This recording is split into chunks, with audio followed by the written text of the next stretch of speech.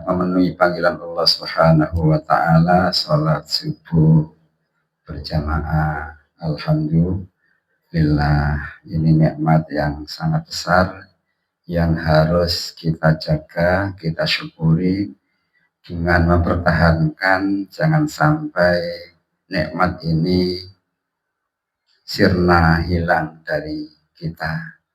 Dengan terus menjaga nikmat itu, insya Allah Allah memberikan nikmat-nikmat yang lebih banyak di hari-hari berikutnya.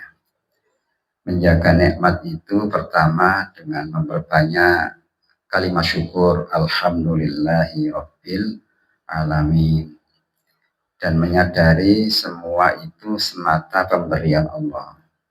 Nikmat sehat itu dari Allah, nikmat bisa bernafas itu dari Allah, nikmat bisa melangkahkan kaki kita menuju masjid Allah, masjid Ar-Ridha yang kita cintai, itu semata dari Allah Subhanahu wa taala. Karena itu hendaknya kita jaga, jangan sampai kemudian kita ini kadang-kadang kena pengaruh nafsu kita untuk ingin berleha-leha santai-santai di rumah, padahal kita diberikan kemampuan bisa berangkat ke masjid. Karena ini adalah panggilan Allah yang tidak semua diberikan. Ya, buktinya kan jelas ya, dari sekian banyak keluarga kita yang muslim yang mampu melangkahkan kaki menuju masjid Ar-Ridha ini hanya berapa orang. Lihat kanan kiri di rumah kita, tetangga kita yang muslim insya Allah banyak, lebih banyak dari yang rawuh. Tapi alhamdulillah hari ini kelihatan lebih banyak dari hari-hari sebelumnya. Ya. Mudah-mudahan subuh ini membawa keberkahan. Ya, yang jauh-jauh datang ke sini semata karena ingin mendapatkan rahmat Allah. Kalau orang masuk ke masjid itu hatinya jadi tentram, ayem, tidak bingung, tidak susah. Memang seperti itu. Allah akan memberikan kedamaian kalau kita pikir dengan kita mendekat kepada Allah Subhanahu wa taala. Nah, kita menyadari fenomena di akhir-akhir ini kan banyak musibah, terutama saudara kita yang berada di Sumatera, mulai Aceh, Sumatera Utara, Sumatera Barat. Nah, kita hanya bisa melihat, menyaksikan di media massa, baik televisi maupun lewat kanal-kanal YouTube yang ada di HP kita masing-masing. Tiap hari itu disuguhi dengan kejadian-kejadian yang sangat mengerikan. Ya, kalau kita mungkin sesekali perlu untuk merenung lebih dalam lagi, sesungguhnya ada apa ini?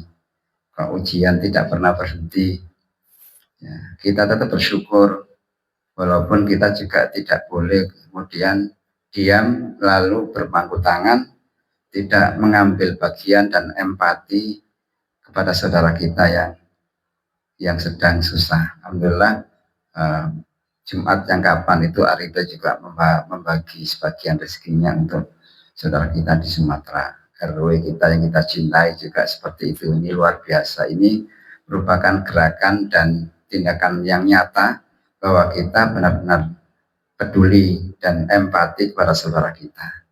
Harta kita, doa-doa kita berikan pada saudara kita yang sekarang tertimpa musibah yang sangat berat. Bagaimana tidak berat? Tidak hanya harta yang hilang, tapi juga nyawa yang hilang.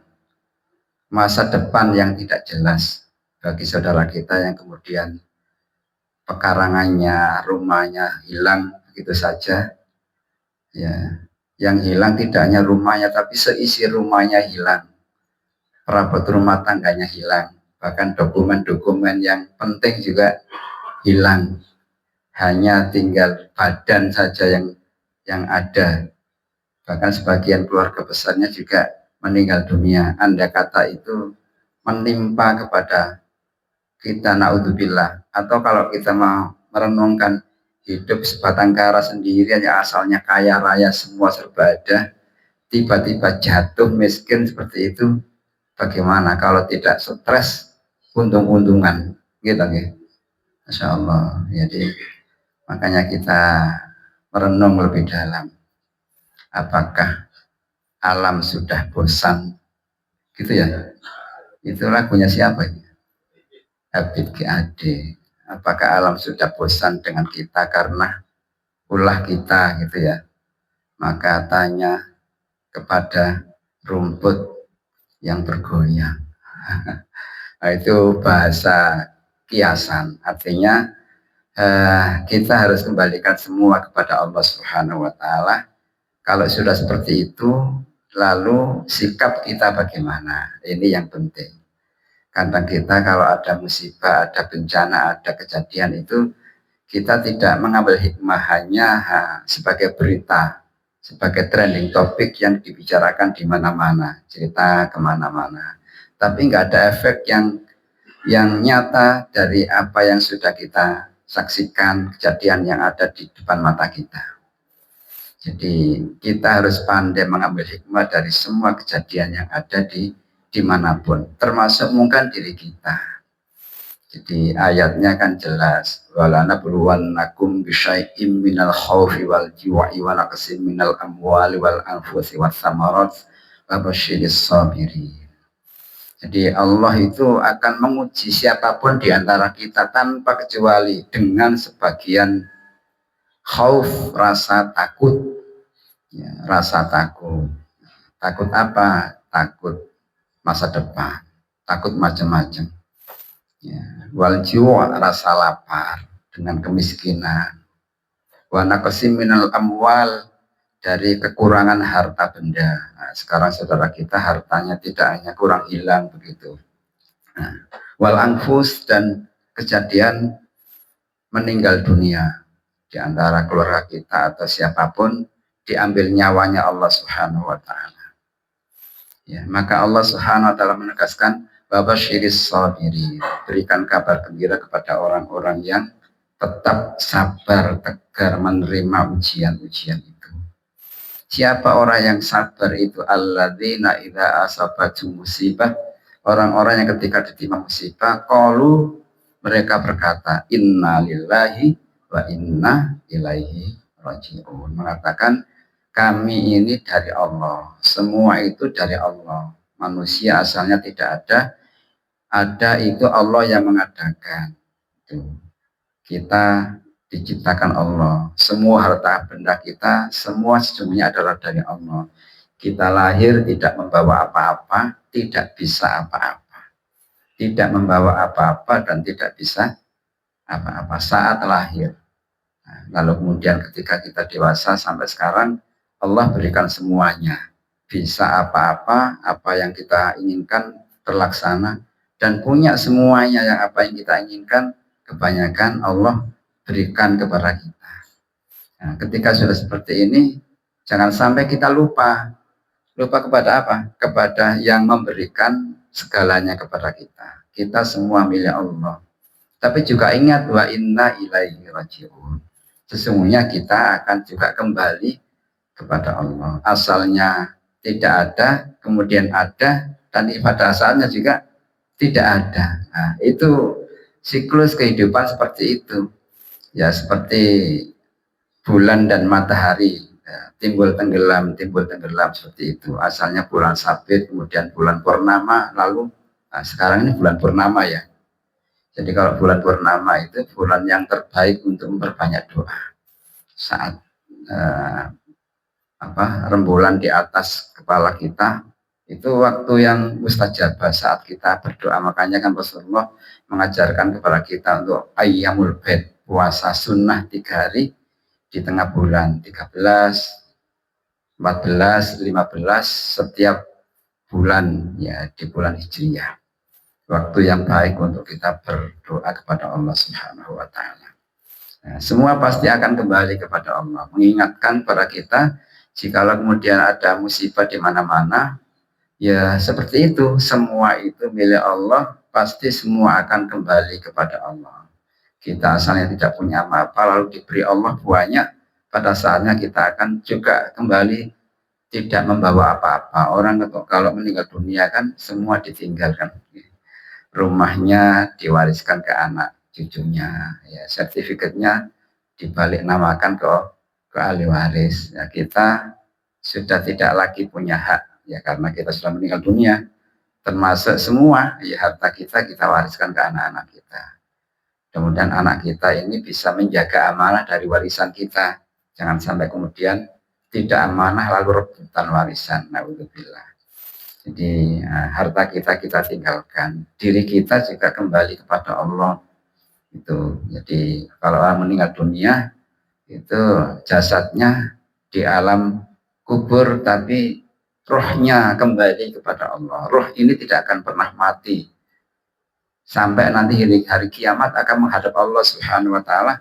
Roh kita akan kembali, ya, dengan jasad kita yang baru, bukan jasad kita waktu di dunia, ganti casing, rohnya tetap gitu ya, casingnya yang ganti sesuai dengan amal dan perbuatannya masing-masing.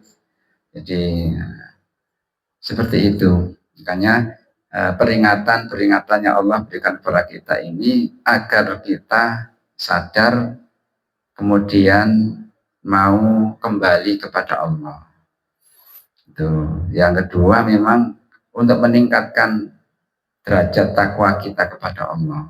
Orang kalau diuji biasanya itu takwanya meningkat, harusnya seperti itu. Kalau tidak ya kena meneng itu. Orang kalau ditimpa musibah kembalinya kepada Allah. Makanya kalau di Sumatera lalu kemudian semua hilang, yang harus diselamatkan pertama kali itu bukan rumah, bukan gedung-gedung kemudian dibangun lagi, tapi yang paling penting adalah membangun kembali keberadaan apa kira-kira masjid-masjid yang ada di sana. Harus kemudian kalau rusak, hilang, dibangun kembali. Tapi anehnya, ala kulli hal ini Allah Subhanahu wa taala yang menghendaki. Ada yang rumahnya hancur tapi masjidnya tetap tegak berdiri. Itu kan banyak kejadian. Menurut kita aneh, ajaib, tapi itulah ketentuan Allah Subhanahu wa taala. Jadi rumah-rumah Allah itu akan tetap tegak. Ya, seperti bangunan Ka'bah dulu pernah zaman Nabi siapa banjir, kemudian dibangun kembali oleh Nabi Ibrahim. Zaman Nabi Nuh kan banjir, dibangun Nabi Ibrahim. Sampai sekarang justru Ka'bah itu setiap saat tidak akan pernah sepi dari orang melakukan tawaf. Jadi yang dibangun pertama kali itu masjid. Kenapa? Karena untuk membangun fondasi iman seseorang itu tidaklah ada lain adalah masjid yang ada di sana. Jadi masjidnya diselamatkan dulu agar orang kembali kepada Allah. Sarananya disiapkan, masjidnya harus ditata ulang kembali, dibangun kembali agar orang kembali kepada Allah Subhanahu wa taala. Bukan gedung, bukan kantor, bukan, masjid dulu, karena masjid itu sentral tempat orang kembali kepada Allah, membangun peradaban itu lewat masjid. Seperti Rasulullah di Isra Mi'rajkan, ya, itu dari Masjidil Haram ke Masjidil Aqsa, kembalinya ke masjid juga. Makanya masjid ini tempat kembalinya orang Islam, tempat bertaubatnya orang Islam adalah masjid. Tempat orang ingin menjadi baik itu adalah masjid, bukan yang lain. Makanya alhamdulillah kita ini dijadikan Allah Subhanahu wa taala menjadi ahli masjid, apalagi pengurus masjid ini yang harus kita syukuri karena ini pilihan Allah. Nah, dan ketika juga menyadarkan kepada kita semua itu bisa jadi karena dosa-dosa kita, karena kesalahan-kesalahan kita.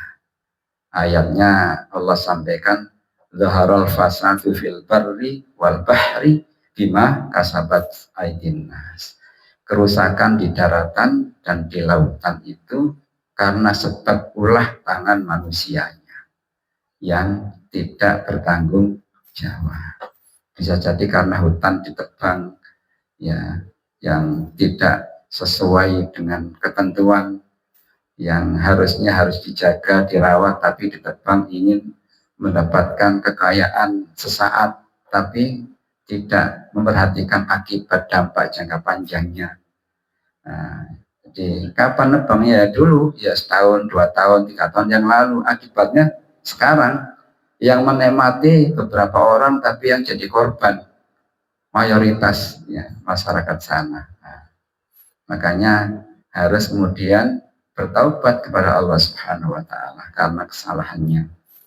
Kembali kepada Allah. Nah, gimana taubatnya orang yang kemudian dampaknya itu untuk masyarakat luas? Tidak hanya bertaubat kepada Allah Subhanahu wa taala, tapi juga mengembalikan ya, minta maaf. Kalau salah kepada manusia kan berat ya. Kalau minta salah kepada Allah itu bertaubat taubatan nasuha, tidak mengulangi lagi, diisi dengan kebaikan, insya Allah Allah menerima. Tapi kalau kepada manusia harus minta maaf pada orang yang disalahi, dizalimi. Ini yang berat. Kalau 1-2 orang enak, tapi kalau banyak orang gimana caranya? Masya Allah, ini tanggung jawabnya, ini dunia akhirat. Dunianya bertanggung jawab, tapi yang paling berat adalah tanggung jawab di akhirat. Walaupun ahli sholat, ahli ibadah, ahli ruku, ahli sujud, ahli sedekah, tapi kalau kemudian melakukan perbuatan salah kepada banyak orang, maka bisa jadi nanti di akhirat itu orang itu menjadi orang yang muflis, orang yang bangkrut karena kesalahannya kepada orang lain. Karena di sana nanti nuntut, orang-orang yang pernah disalahi itu semua pada protes dan nuntut, minta pertanggungjawaban. Ya, kalau di dunia bisa diselesaikan dengan cara kekeluargaan atau dengan cara pengadilan, tapi kalau di akhirat sudah tidak ada lagi yang bisa dijaga nih untuk minta pertanggungjawaban, kecuali dengan amalnya dikasihkan orang yang dizalimi. Amalnya habis, dosanya ditimpahkan. Dosa orang yang dizalimi diberikan pada orang yang menzalimi. Nah, maka dia jadi orang yang bangkrut, sebangkrut-bangkrutnya. Itu yang kata Rasulullah namanya al-muflis, orang yang bangkrut. Mudah-mudahan kita dijadikan Allah Subhanahu wa taala menjadi orang yang lebih baik dan bijak dalam menyikapi semua ujian-ujian di akhir-akhir ini. Mudah-mudahan Allah panjangkan usia kita yang penuh dengan kenikmatan, keberkahan, dan syukur kita kepada Allah semakin meningkat. Amin ya rabbal alamin. Al-Fatihah. A'udzubillahi minasyaitonir rajim. Bismillahirrahmanirrahim. Alhamdulillahirrahmanirrahim. Maliki yaumiddin, iyyaka na'budu wa iyyaka nasta'in, ihdinas siratal mustaqim, siratal ladzina an'amta 'alaihim ghairil maghdubi 'alaihim waladdallin. Amin. Bismillahirrahmanirrahim. Alhamdulillahirabbil alamin. Allahumma shalli wa sallim wa barik ala sayyidina Muhammad wa ala ali sayyidina Muhammad walhamdulillahirabbil alamin. Allahumma ighfir lana dzunubana wa liwalidina warhamhum kama rabbayana shighara. Rabbana zalamna anfusana wa illam taghfir lana wa tarhamna lanakunanna minal khasirin. Allahumma inna nas'aluka ilman nafi'an wa rizqan thayyiban wa amalan mutaqabbalan. Allahumma a'inna ala dzikrika wa syukrika husna ibadatik. Rabbana hab lana min azwajina dzurriyyatina qurrata a'yun waj'alna lil muttaqina imama. Rabbana atina fid dunya hasanah wa fil akhirati hasanatan wa qina adzabannar. Sallallahu ala sayyidina Muhammad wa ala ali sayyidina Muhammad walhamdulillahi rabbil alamin. Amin ya rabbal alamin. Subhanakallahumma wa bihamdika asyhadu an la ilaha illa anta astaghfiruka wa atubu ilaik. Assalamualaikum warahmatullahi wabarakatuh.